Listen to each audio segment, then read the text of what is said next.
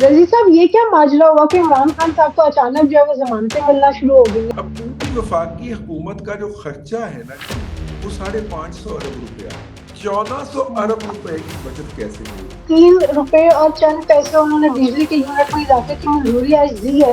हो सकता है वो सारे पैसे भी उठा के उसकी बचत में डाल रही हों बुशरा बीबी। उन्होंने कोई दरखास्त दी है कि उनको कोई जहर दिए जाने का खदशा है। अटक जेल के अंदर उनके ऊपर 4 डॉक्टर्स की ड्यूटी थी।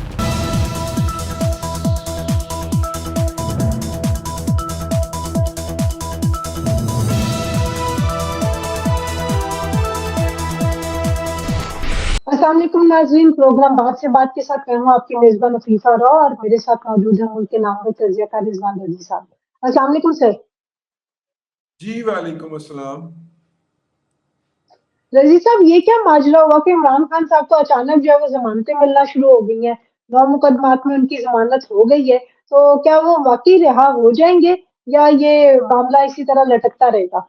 देखिए, इस पे बात करने से पहले मैंने अभी जब आपके साथ प्रोग्राम में बैठा हूँ तो मेरी एक नज़र पड़ी है एक खबर के ऊपर। वो ये है कि वफाकी हुकूमत ने आज जो है वो एक प्रोग्राम पेश किया है बचत का, यानी कि हुकूमत जो है वो कैसे बचत करेगी मौजूदा जारी जी। अखराजात में से, और 1400 अरब रुपए की बचत की जाएगी।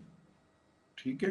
अच्छा। अब पूरी वफाकी हुकूमत का जो खर्चा है ना, जिसमें वफाकी हुकूमत चलाई जाती है, वो 550 अरब रुपया है। अब मेरी समझ नहीं आ रही कि 550 अरब रुपए में से 1400 अरब रुपए की बचत कैसे होगी। ये बड़े कमाल सर की हैं एक हमारे। नहीं, एक चीज़ हो सकती है ना कि जो ₹3 और चंद पैसे उन्होंने बिजली के यूनिट में इज़ाफ़े की मंजूरी आज दी है, हो सकता है वो सारे पैसे भी उठा के उसकी बचत में डाल रही हों उन्होंने। इवन देन भी 1400 अरब रुपए बहुत बड़ी रकम है जिसकी बचत करने के नारे मारे जा रहे हैं। खैर एनी हाउ, मैंने कहा मैं पहले ये बता दूं कि बास चीजें जी। जो होती ना वो अकल के ऊपर ना आके हथौड़े की तरह बरसती हैं। इस वक्त पूरी वफाकी हुकूमत का खर्चा कितना है और उस 550 अरब रुपए में से कितनी आप बचत कर सकेंगे? ज्यादा से ज्यादा 15 अरब नहीं, 20 अरब की कर लेंगे, 50 की कर बिल्कुल। लेंगे। 1400 अरब रुपए का फिक्र दे दिया एनी हाउ, सिर्फ खबर की हेडलाइन बनाने के लिए।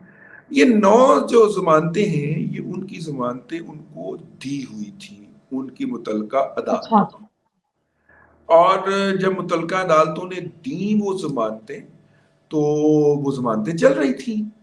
उसके बाद जब इमरान खान साहब गिरफ्तार हुए और अडयाला मुंतकिल कर दिया गया उनको, अडयाला कह रहा हूँ, अटक जेल में मुंतकिल किया गया। आजकल तो वो अडयाला में है वहां से, लेकिन अटक जेल में मुंतकिल किया गया। तो ये जो जमानतें थी, जमानत का होता है कि हर तारीख के ऊपर आपको जाना पड़ता है। ठीक है, जैसे हमारे भाई जो हैं मुबशर लुकमान को हर तारीख के ऊपर कराची और इस्लामाबाद जाना पड़ता है, मुझे भी जाना बिल्कुल। पड़ता है। खैर मैं सिर्फ लाहौर की अदालतों में जाता हूँ, लेकिन उन्हें तो माशाल्लाह पूरे मुल्क में घूमना पड़ता है अपनी जमानतों के हवाले ऐसा से। ही है। तो ऐसा ही जमानत तब हुई हुई थी। इमरान खान साहब की जमानत के अंदर तौसी तभी हो सकती थी जब उनको अदालत में पेश किया जाता। ठीक है ना। अब वो चूंकि बिल्कुल। गिरफ्तार हो चुके थे तो अदालत में पेश नहीं किया जा सकता था। पहला पॉइंट तो ये है, क्योंकि वो गिरफ्तार है। जी। अगर उनको अदालत तलब करे, जैसे उनको 4 तारीख के लिए तलब कर लिया गया है, तो वो तो अलग बात है। लेकिन जमानत उन्होंने किस लिए ली थी? ये जमानतें उन्होंने किस लिए ली थी, पहले मुझे ये बताइए। इसलिए ली थी ना कि उनको गिरफ्तार ना किया जाए। ठीक है, इन बिल्कुल। मुकदमात के अंदर। अब वो किसी और मुकदमे में गिरफ्तार हो गए हैं, तो अब ये जमानतें जो हैं ये इररेलेवेंट हो गई। फर्ज करें इन मुकदमात के अंदर जनाब इमरान खान साहब को जमानतें अलाउ भी हो जाती हैं, इवन देन वो गिरफ्तार रहेंगे, क्योंकि उनकी गिरफ्तारी दूसरे मुकदमात में, इन मुकदमात में वो पेश नहीं हुए। ठीक है, इन मुकदमात जी। में वो पेश नहीं हुए, तो नतीजे के तौर पे अदालत ने कहा कि अदम हाजिरी नहीं, चूंकि जमानती जो है, जो मुल्जम है जिसकी जमानत होती है, उसको खुद पेश होना जरूरी है, इसलिए हम जो है ना बिल्कुल। वो पेश नहीं हुए, तो इसलिए हम जमानत मुअत्तल करते हैं। अच्छा, मजे की बात जी। है, ये जमानतें 2 मुख्तलिफ अदालतों से उनकी मुस्तरद हुई। تو ان عدالتوں کے اندر جو ہے ان کے وکیل بھی نہیں گئے، حالانکہ وکیل جا کے کہہ سکتے تھے کہ جناب آپ جی احکامات جاری فرمائیں اٹک جیل کے سپرنٹینڈنٹ کو کہ وہ جناب عمران خان صاحب کو پیش کرے اس ضمانت کے لیے یہاں پہ، تو وکیل بھی نہیں گئے، اور جب وکیل نہیں گئے تو عدالتوں نے ضمانتیں معطل ہی کرنا تھی، مطلب کہ ختم ہی کرنا تھی۔ اب ضمانت ختم کرنے کا مطلب یہ ہے کہ آپ اس کیس میں بھی ان کو پکڑ سکتے ہیں۔ تو جو ہائی کورٹ ہے اس نے جو فیصلہ دیا ہے اس کے مطابق جناب عمران خان صاحب کے خلاف یہ جو متعلقہ عدالتوں نے فیصلہ دیا تھا ان کی ضمانت ختم کرنے کا، اس کو انہوں نے معطل کر دیا ہے، اور دوبارہ جو کیس ہے وہ بھیج دیا ہے انہی عدالتوں کے پاس کہ تفصیل کے ساتھ ان کا نقطہ نظر سن کے ان ضمانتوں کی درخواست کے اوپر فیصلہ کیا جائے۔ یہ نہیں کیا کہ عدالت نے کہا ہو، ہائی کورٹ نے کہا ہو کہ ہم ان کی ضمانت منظور کرتے ہیں، ایسا نہیں کیا، انہوں نے دوبارہ انہی عدالتوں کے پاس واپس بھیج دیا۔ تو اب دیکھیے عمران خان صاحب کے جو وکلا ہیں وہ کس طرح اس کیس سے نپٹتے ہیں اور کس طرح ان کی حاضری کرواتے ہیں، یہ ایک رہے گا۔ عمران خان صاحب کے حوالے سے ایک اور بھی جو خبر بہت زیادہ ڈسکس ہو رہی ہے وہ یہ کہ ان کی جو اہلیہ ہے بشرا بی بی، انہوں نے کوئی درخواست دی ہے کہ ان کو کوئی زہر دیے جانے کا خدشہ ہے جس کی وجہ سے وہ چاہتی ہیں کہ گھر کا کھانا ہی ان کو پرووائڈ کیا جائے، تو کیا واقعی اس طرح کی کوئی صورت ہو سکتی ہے کہ جیل کے اندر ہوتے ہوئے اور اس طرح کا کوئی مطلب سیکیورٹی لیپس ہو کہ ان کو وہاں پر کوئی اس طرح کی کوشش کی جا سکے اور ان کی جان کو خطرہ ہو؟ میرا خیال یہ ہے کہ عمران خان صاحب کے اگر آپ کو میں یاد دلاؤں تو اٹک جیل کے اندر ان کے لیے اوپر 4 ڈاکٹرز کی ڈیوٹی تھی، وہ 4 گھنٹے کی شفٹوں کے اندر ان کے ہاں وہ ہوتے تھے، اور ان کو جو بھی چیز کھانے کے لیے دی جاتی تھی اس کا باقاعدہ ٹیسٹ کرتے تھے، اور وہ ٹیسٹ کرنے میں 1 سے 1.5 گھنٹہ لگاتے تھے، پھر جا کے ان کی این او سی کے بعد ہی ان کو وہ ملتی تھی۔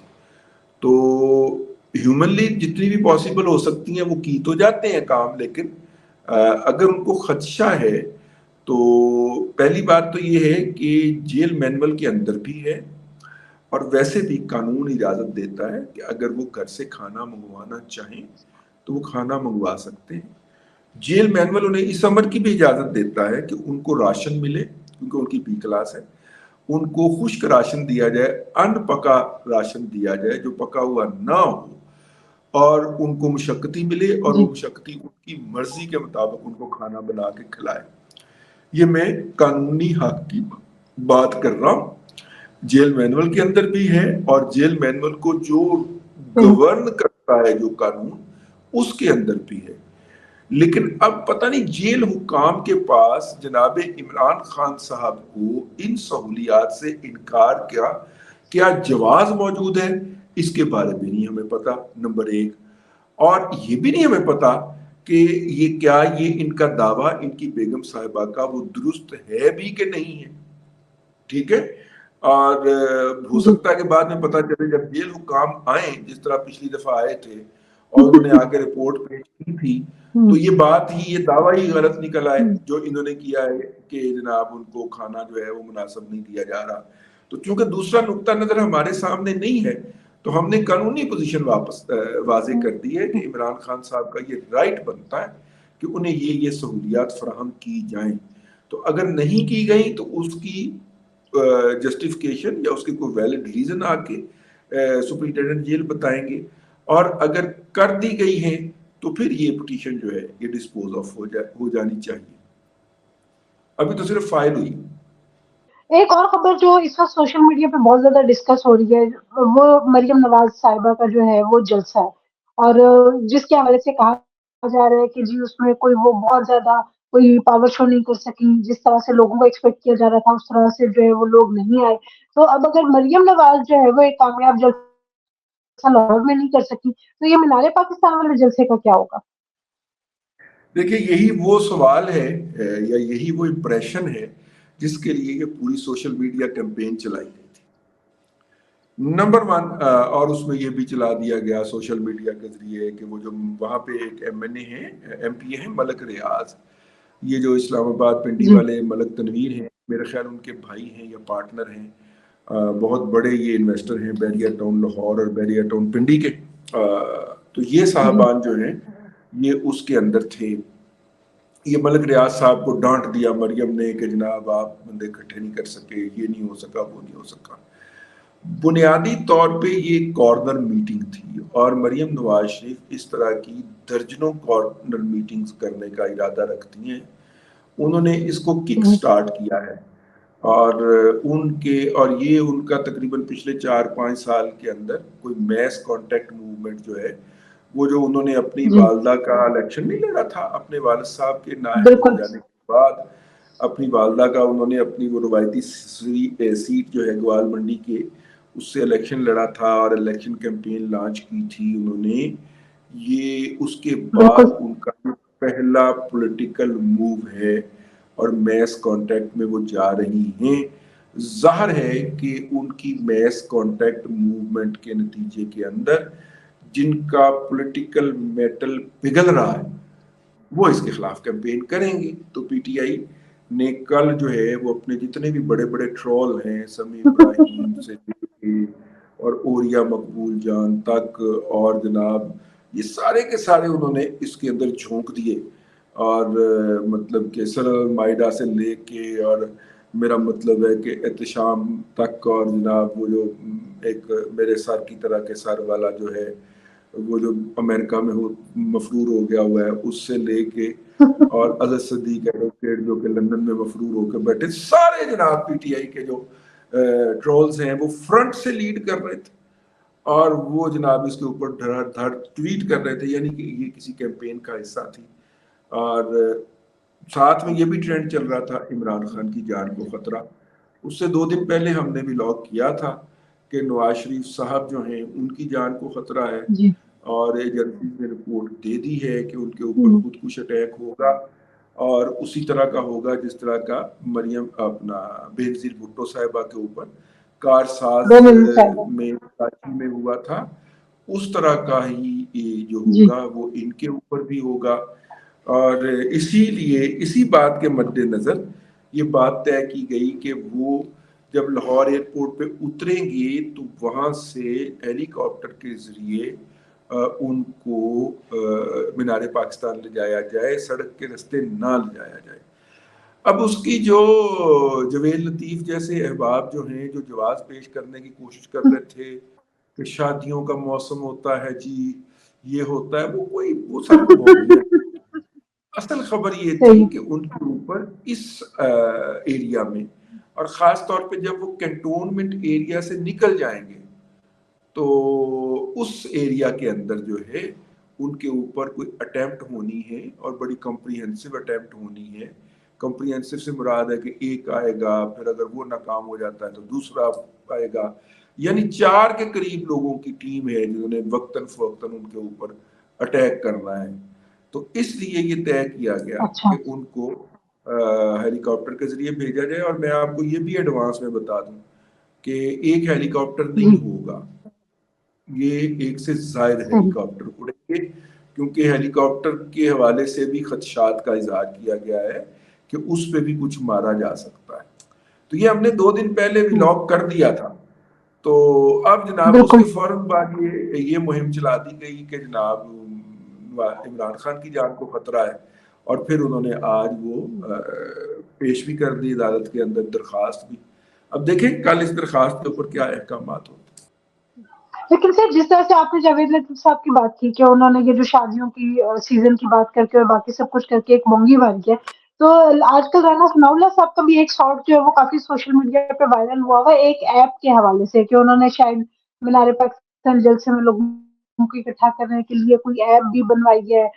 اور مطلب اس طرح کی نوبت کیوں پیش آ گئی؟ کیا ان کو اپنے ورکرز پہ یقین نہیں ہے یا وہ کیا ثابت کیا کرنا چاہ رہے ہیں؟ اتنا پیسہ جو ایپ پہ لگایا ہے وہ جلسے کی تیاریوں میں ہی لگا دیتے.